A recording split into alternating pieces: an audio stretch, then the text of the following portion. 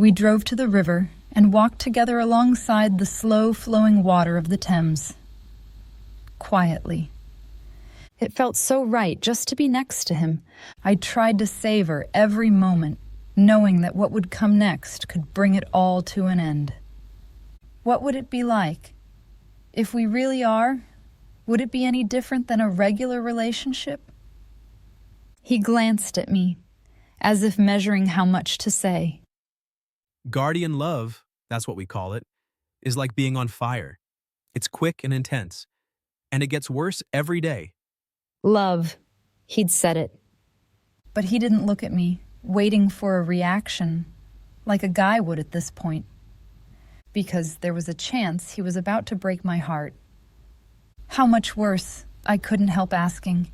He smiled at my response, which was, in a way, a confession of love too. I can't wait to find out. His eyes lingered on mine, then moved down to my lips. My inner muscles tightened. My whole body longed for that kiss. I want you, I said. His eyes darkened. Me too, so much. But the overcast sky wouldn't give us a single break. We walked on in silence, and that passionate tension just kept rising. The house was dark when we neared it, empty. I looked at my watch. 9:50. How did it get so late? He chuckled. We stood by the door, looking at each other. But sadly, the moon had risen long ago, and we still couldn't see it. Maybe it just wasn't meant to happen tonight, I said. Yeah, maybe. We got to have a normal date, which was nice, and now I know you like the Beatles and the movie Titanic, which no guy would ever confess to. He laughed. Hey, you're the one who cried during Aladdin's A Whole New World, because it was all too beautiful. And your favorite candy is falafel taste. He waved his hands as if surrendering, but his eyes had a gaze that meant trouble. At least I never wore my Halloween costume on the wrong day. I was 6. Not even then. We were both laughing. His eyes shimmered at me. And then, the clouds parted. He stared at me for a moment, and then he grabbed my hand. We both looked down, in the light of the moon on his hand, where my fingers touched his.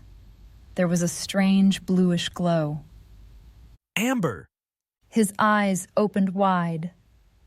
And then he closed his eyes for a moment, and I heard the front door unlock. A second later, we were inside, his lips taking mine forcefully, his arms circling me. Every bit of me ached for him. I pushed myself against him, wanting him to feel my body as fire lit in me. God, Amber. His voice was coarse, and something moist touched my cheek. I looked up. There were tears in his eyes. It's really you. And then I kissed him harder, cupping his face in my hands, panting and moaning into his mouth as his arms tightened around me.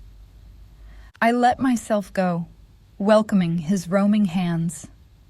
I wanted more, much more. His kiss deepened just as I heard my dad's voice on the phone in his room. Of course, Harley had heard it a second before me, and he'd pulled back. I thought the house was empty, I whispered. He chuckled. I'll see you tomorrow. He whispered back.